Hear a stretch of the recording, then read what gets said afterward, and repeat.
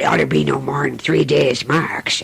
3 days? Oh, my God, my face will look like this here ground.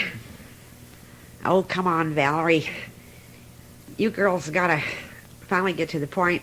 I mean, me and Margie, we've had sandburrs, and stuck in our ears, And this is really good if you have TB.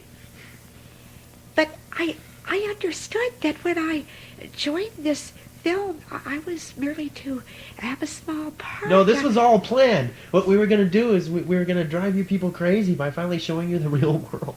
Welcome to reality. With Squint Danger Film. Unfortunately, it went awry, and now we're all experiencing it. Well, I think it has a romantic side to it. Now, let's look on the bright side. We have all eaten.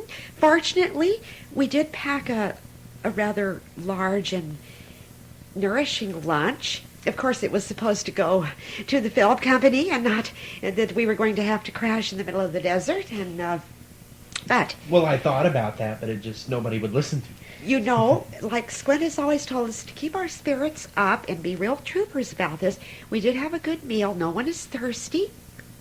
Soon, well, 3 days isn't long. If this were a film, wonderful romances could happen. Oh, yeah? Well, I'm married, and Squint's married, and Margie's married. Mel, you're about the only one that's the lone wolf around here. I'm not married. And you, Thurman,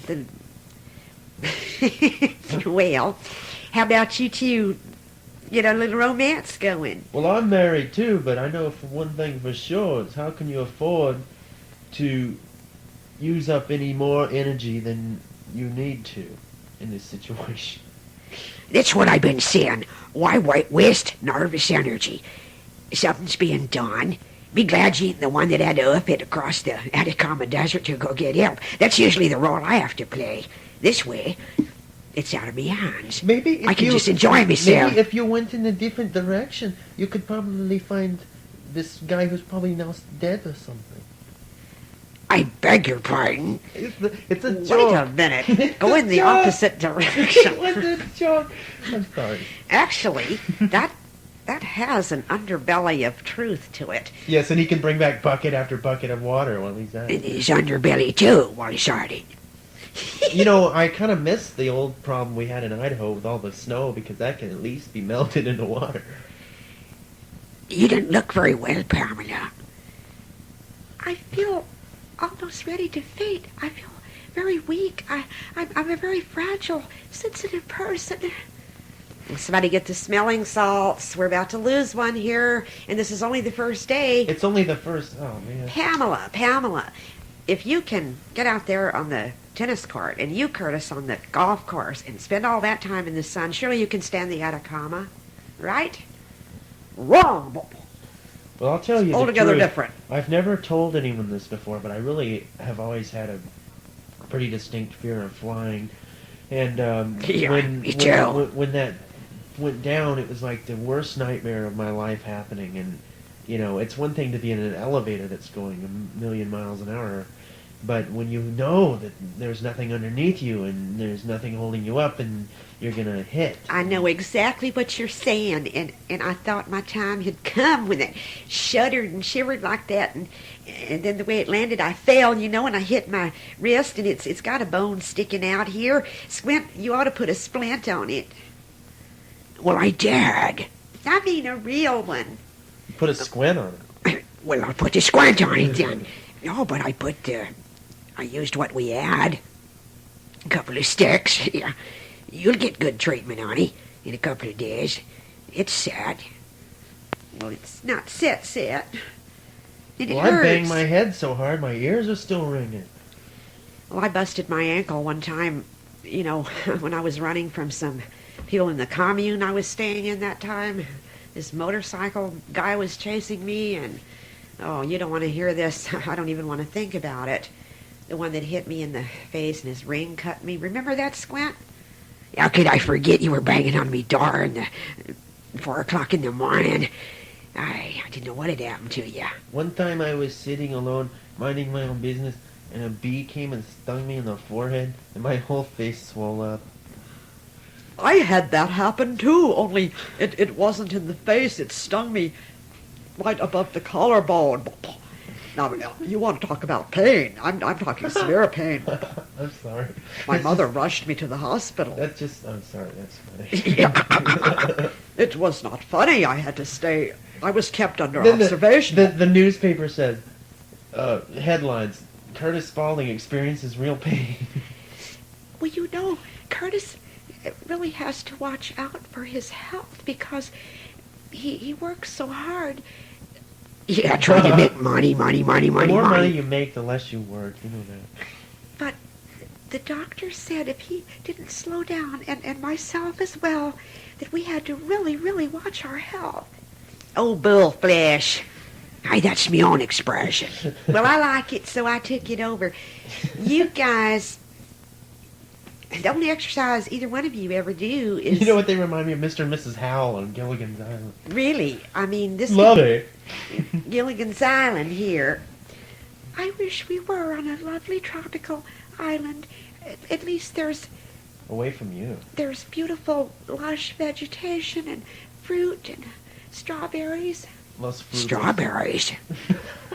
Oh, you're getting it all confused. There's no strawberries on tropical islands. Those are iguanas or something of that sort. Yeah, like you're better. Yeah, lizards.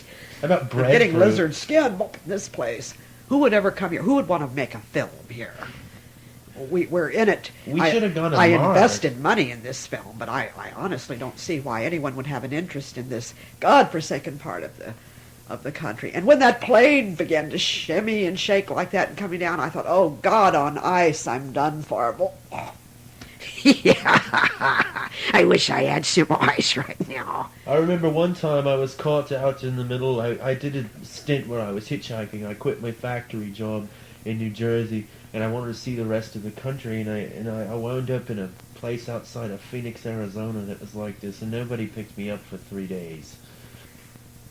I say, that is really something. You know, I love to hear the feelings and experiences of others, because of this you can build and learn from life, and from life you create art, and art is life, and we are all a stage. And have you ever once thought, I mean, I'm an artist too, but have you ever thought that art, when it comes to something like this, is art truly life? I mean, where does life imitate art? Or is art really necessary to sustain life? Is life really necessary to sustain us? Yeah. No, honestly, do you think that art is really necessary to sustain life? I think so. There's a great streak of art in me. Because there's a difference. There's a difference between being alive and just surviving. Oh, so much so. Let's do talk. The thing is, when you have a tragedy, which has occurred here, it is a tragedy. We will not hide from the truth. But I say, let's open our hearts. Let's share these feelings. You sound like Thurman. One another. I think that's a splendid idea. You are so wonderful, Lois. I mean, the fellowship and the bonding. Yes, that's it. What are you, Libras or something? We've all been talking at the same time, interrupting each other. Let's go around the circle and share our souls. Like Stash Cassidy would say, soul sharing is so much a part of music. I never thought I'd miss that guy. Soul sharing. Okay, who goes first? Well, let's just start right over there with Margie and go around the Me? group. Margie and Slinger. Margie and Slinger would make such a lovely duo, wouldn't they? Well, we're in and the yet same they are group. married to other people. But tell us about how you feel sitting next to Slinger now out in the wilds of the Atacama. Honestly, Are your thoughts a little different, perhaps? You sound like Betsy Logan now. There was a time now that, I have the time to talk. This is pretty funny. Me and Slinger were in the skyscraper in, where was it? San Francisco or something. Yeah, it was in the Transamerica Pyramid. Yeah. Yes, we had to go to the 81st floor for something having to do with copyright laws. I don't know. But anyway, we got stuck in this elevator for like 3-4 hours, and we had nothing to do but talk, and we found out a lot about each other. It was really fun. That's really good. I love to talk. No matter where I am or what's happening, I like to let it all hang out. We know. I know you do, Squint. But anyway, while we were in this elevator, we found out some interesting things about each other, and we talked about, if we hadn't been married. And see, the trouble with me is that I have never been able, I'm a liberal person, but to a degree, I've never been able to get beyond a one-on-one relationship. And as much as there's been temptations to do that, I have to hold on to what I have. I feel that way too, so much. Because a lot of times Wesley might drive me crazy sometimes, but he's also the only thing I've got sometimes, it seems. I understand that, but I've always been such a seeker. It ain't that I'm trying to put notches on my belt, but I just love to know. You're an experience collector. You always say that. But what's wrong with that? Well, my wife is a real, at least has turned into a real fan of the Victorian period, and oh, that's fascinating. I like that myself. Well, it's funny because her name is Victoria too, and she's from a place called, what is it, Blethton, England. I think she's a precious person. And she is a nice person. I mean, she'll do anything for you. She'll do anything for me. And she's very, very good to me, and I could never think of... we've been together for, over 25 years now, and I could never possibly imagine... Because before I met her, I was very lonesome. I was in a situation where I never thought I was able to get out of, and I met her... This guy has really done some grimy, dirty jobs all alone, and yes. Lots of burdens to carry, never enough money... I mean, I've done me dirty work too, but chimney sweeping I never did.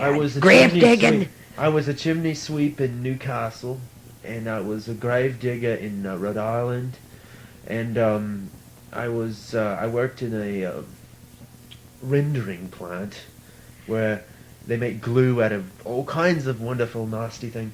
And I find that so earthy and so charming. I've always been attracted to you. Well,